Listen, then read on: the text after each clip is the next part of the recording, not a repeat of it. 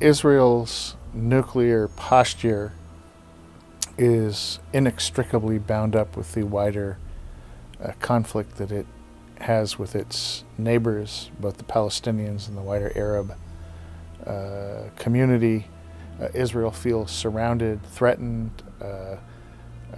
It's a powerful, successful state in many ways, but that doesn't prevent it from believing that it faces severe security threats and that its neighbors have never really made full peace with its existence.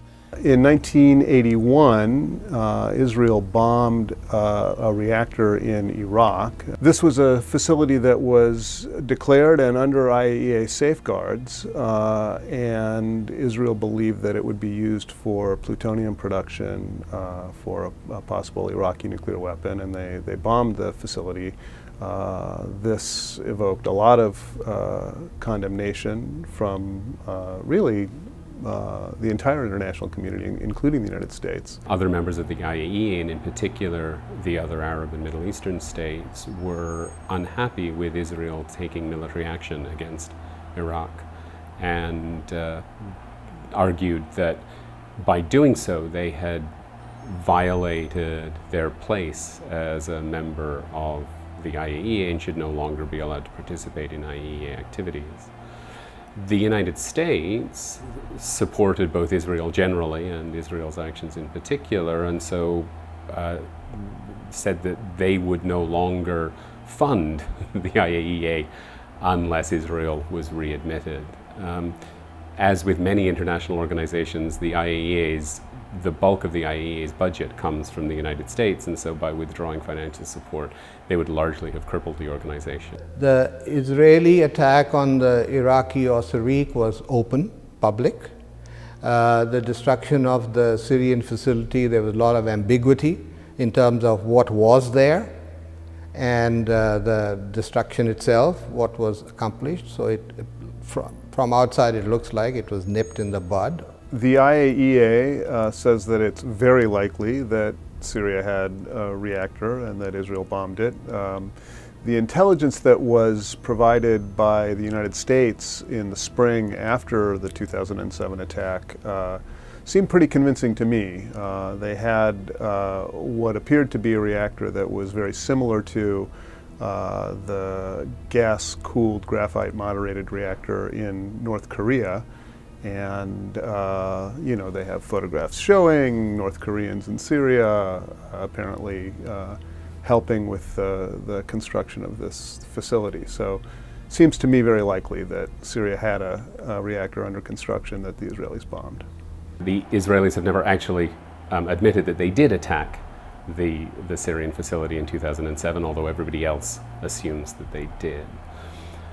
The Syrians have denied that they ever had a nuclear facility there, but as recently as last autumn, the IAEA appears to have confirmed that from all of their information, it was in fact a nuclear reactor, although they don't go as far as to suggest that it was involved in a nuclear weapons program, just that it does appear to have been a nuclear reactor under construction that hadn't been adequately declared by the Syrians.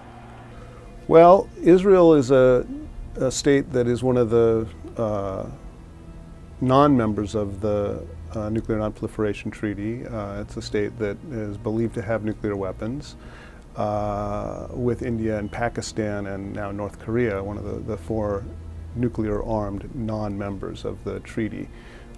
It is a member of the IAEA, and its non-weapons facilities are under IAEA safeguards longer. So this is a long-standing issue for the IAEA, and the question of Israel's nuclear weapons and nuclear status come up frequently at IAEA meetings, at the meetings of the General Conference, and will continue to, I think, until there is some serious discussion of arms control in the Middle East. The United States had rather changed the rules of the game in the last decade in terms of the use of preemptive force to oppose weapons of mass destruction. They were at the time, and still are, in Iraq, at least putatively because the Iraqi government was building nuclear weapons, and so it would be kind of hard for the United States and the coalition of the willing that was in Iraq to complain about Israel taking preemptive action about somebody else building nuclear weapons. There are 22 members of the Arab League, and in their view, Israel remains surprisingly exempt from scrutiny or criticism for its own nuclear activities. It has to be said that Israel didn't join the NPT, is violating no freely undertaken obligations, does not have declared civilian nuclear facilities that are under IAEA safeguards, so there's no issue of Israel denying inspections. There are no facilities to inspect. The nuclear facilities that it does possess are linked to its nuclear weapons program and are outside the purview of the IAEA. So it really has to do with the dissatisfaction of Israel's Arab neighbors and the wider non-aligned community that often supports the Arab League in this, the sense that Israel ought to be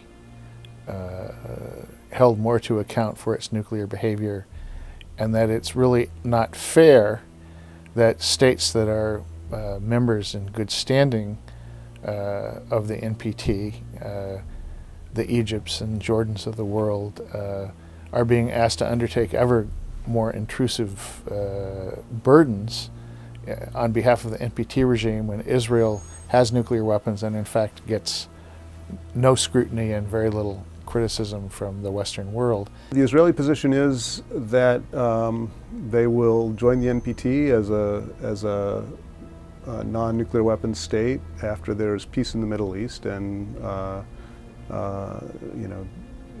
disarmament of weapons of mass destruction in the Middle East.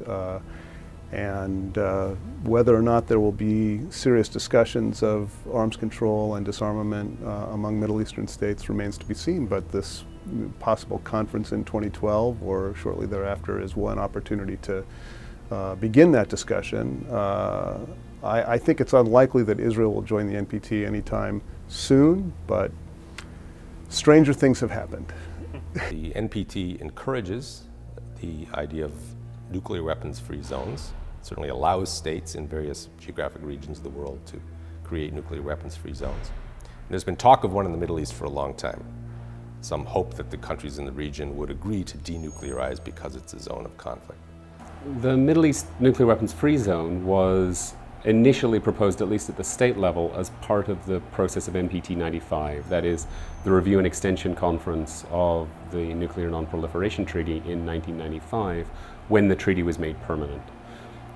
At that time, the states that wanted it to be made permanent, including the United States and most of its allies, were willing to make a series of commitments to try and induce the other members of the regime to support it. One of them was support for a nuclear weapons-free zone. All of the states in the region have, in one way or another, supported this idea. It's an idea that's been around for a very long time, and it's an idea that everyone seems to think is pie in the sky, impossible to achieve, and many would say is a bad idea to try. So that's a sort of interesting paradox.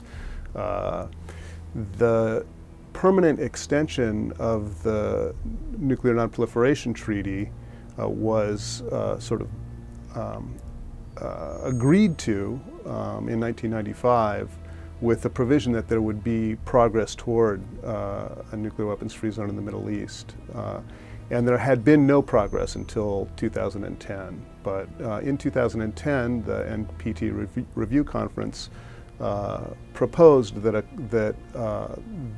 the Secretary General of the United Nations appoint a facilitator who would conduct discussions with all of the parties in the region and convene a conference in 2012. Late in 2011, the Finns announced that they would try to facilitate that conference.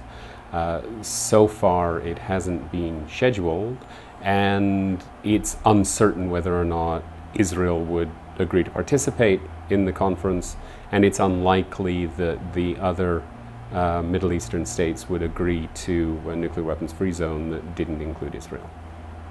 I think Israel will remain wedded to what they see as the ultimate insurance policy, which is possession of nuclear weapons.